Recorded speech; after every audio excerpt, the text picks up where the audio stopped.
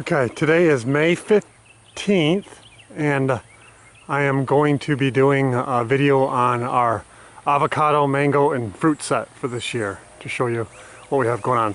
This first tree is our bacon avocado, which you can see has gotten quite tall, probably at least 20 plus foot. And it's got quite a few avocados on here. There's one that might come off. Some that fall, of course.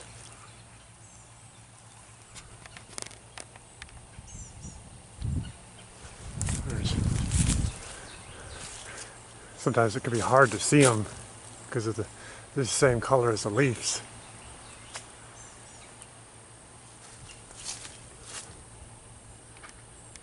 Oh, I should zoom.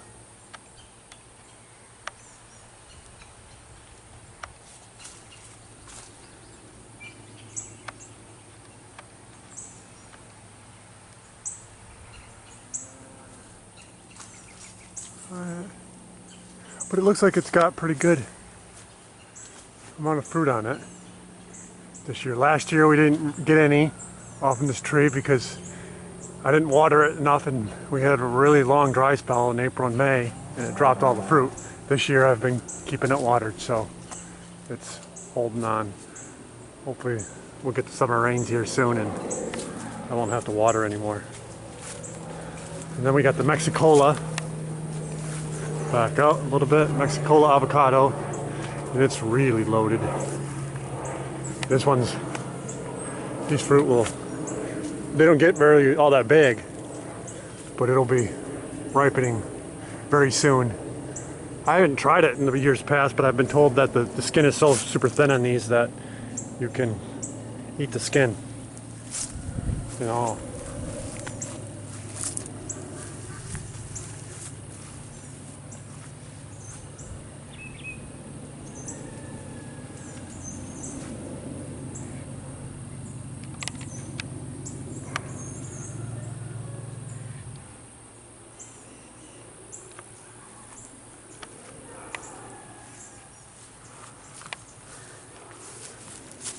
That's this Mexicola avocado. Yeah, there's really lots of fruit hanging on this. Oh, this one looks like it's actually starting to ripen. They start to get a little bit dark like that. So we're getting close on these. It's definitely our early season variety. Then right here's our, Kit mango, and we didn't get a lot of fruit set on this year. Two of our mangoes we didn't get a lot, but that's fine. This tree probably needed it to grow a little bit. Here's one that needs to come off.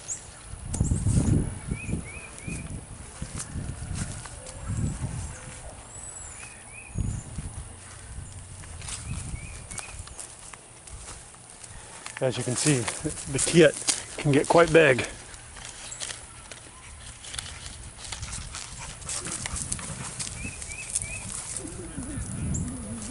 But yeah, there's really not a lot on this tree this year. The Kent did pretty good. There's the Kent.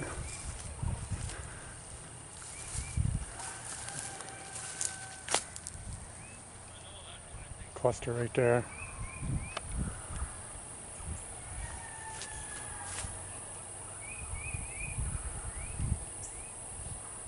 Not a lot on the top though. Both my Kents and my Glen didn't put a lot of fruit on the top panicles.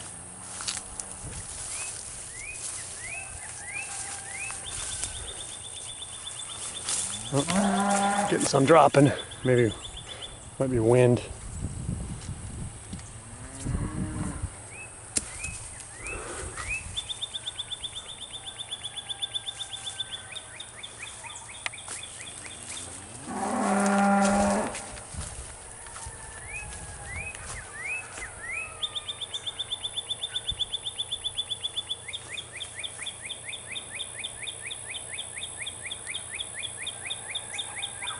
Had some splitting here and there. Probably too much water. Oh, that sun is probably messing things up. But yeah, that's the Kent and the Glen. The Glen over here. They had a lot of fruit set, and I don't know if I should have thinned it because there's a lot of small mangoes on here. And as a matter of fact, some of them are starting to ripen and drop. We just ate the first one yesterday. You can see these are like this right here. I don't know how much bigger it's going to get. That's pretty small. I don't remember that happening last year on this, but it may be because it needed help being thinned out, and I didn't purposely try to thin it or anything like that. I've always thought mangoes would just drop whatever it can't do.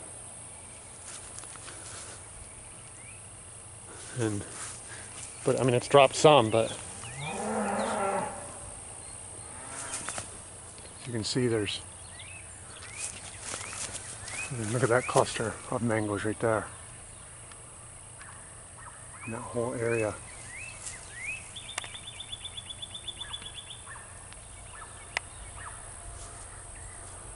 On the Glen. There's more in here. There's lots just hiding around in here. Hopefully some of these will get bigger.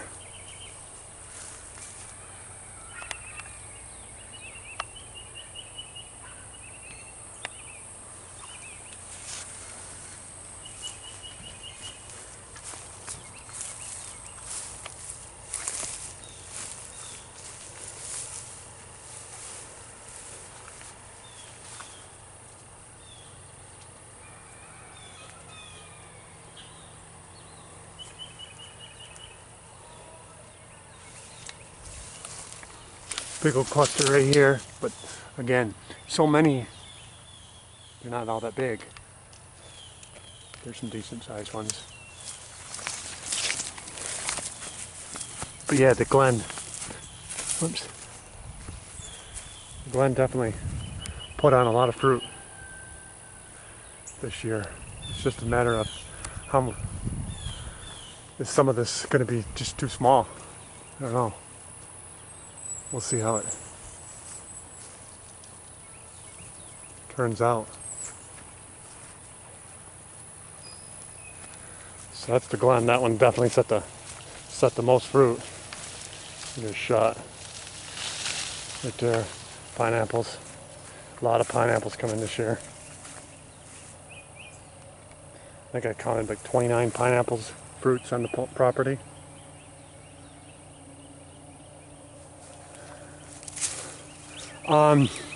This is the winter Mexican avocado.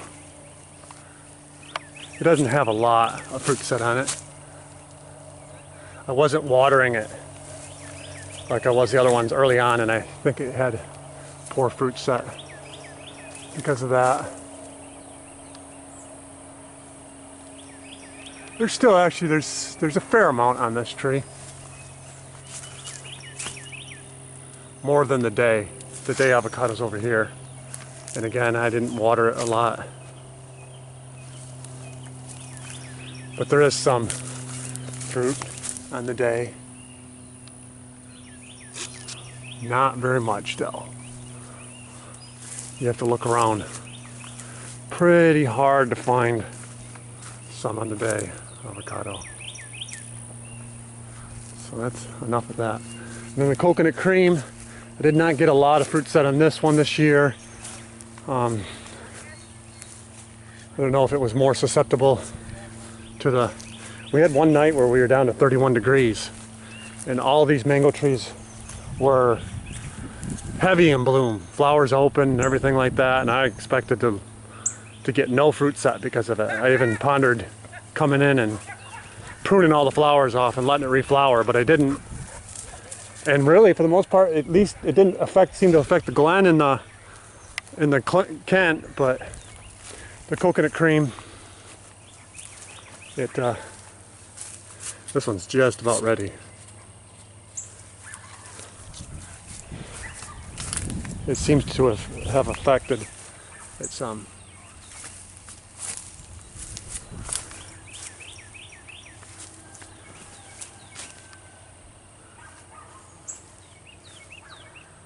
cluster right there. Cluster hanging down here. One over there. So, yeah, plus I just said there was a lot of branches that were growing right on the ground because this tree just grows so scraggly and stuff that I went ahead and, because it didn't have all that great a fruit set, so I went ahead and just did a lot of pruning off of this tree. You can see all the dead stuff hanging down below the tree. So I did a lot of pruning, and that probably didn't help as far as the tree wanting to hold on to fruit. It probably caused it to drop some.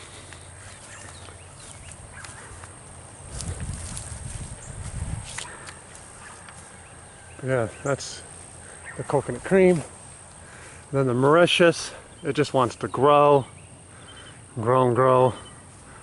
That thing's doing really good as far as a plant, but we did not get really, I don't think really, you see here some empty flower panicles here. We didn't get a lot of flowers on it. This year I'm going to be trying some strategies of pruning this tree right at the right time, hopefully, because it's all about timing, trying to time it where it's not growing and it's a little bit dormant in the wintertime and can break bud when it's cold out in, say, January. You can see we got a couple of, these are so small, tiny. Just for comparison, here's my thumb. As a matter of fact, look at that. He's trying to, look how tiny that is, and it's turning pink. So, but the tree has grown really, really well. Now, the sweetheart lychee right here, it's a little bit different story. It doesn't have, as you can see if you look over it, it doesn't really have a lot of, it didn't put out a lot of flowers, but there were some panicles that came out and they did really good on those. Whoa. I'm really happy with the fruit set that we got on some of these panicles. On the ones that did flower, they're starting to turn right now. So we got a few clusters of fruit.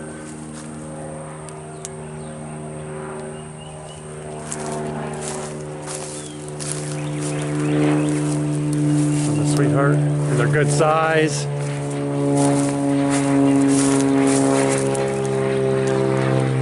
Yeah, really good size.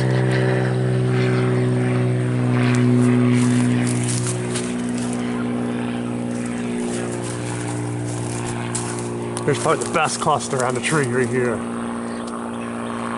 Fruit. And that was one, I remember specifically this branch early on in the early in the winter. The tree had a growth spurt, but this branch did not grow. I think it just didn't have the energy in the wintertime where many of the other branches were growing. So this one stayed dormant, and when it finally did break, because it was dormant in the cold, it put out flowers, and you can see that it set a lot of fruit, a really good bunch. Same thing with that one right there. So that was the key, is from what I understand on these lychees, is you got to try to keep them from growing during the winter. And so you want the flush, the last flush, to finish just before winter, so it's not ready to start growing. If your last flush of the year, if you get a flush and it's finishing off, and say probably, at least in my case, October or maybe early November, it's probably going to start pushing again in a few weeks. Of course, I got really, because I'm not growing in native soil. I brought in soil and stuff, and it's growing in very, very fertile conditions. So these things just want to grow and grow and grow. So for me, it's an issue of trying to get these trees to stop growing. Some of this growth right here, it looks real terrible on it. And what happened, we had a really dry spell where wasn't getting enough water, and it was trying to flush, and windy, and the leaves got all beat up. Happened a lot on that flush. But I think I'm gonna, again, after I harvest, I'm gonna go through and tip prune probably at least a foot or so off from this whole tree.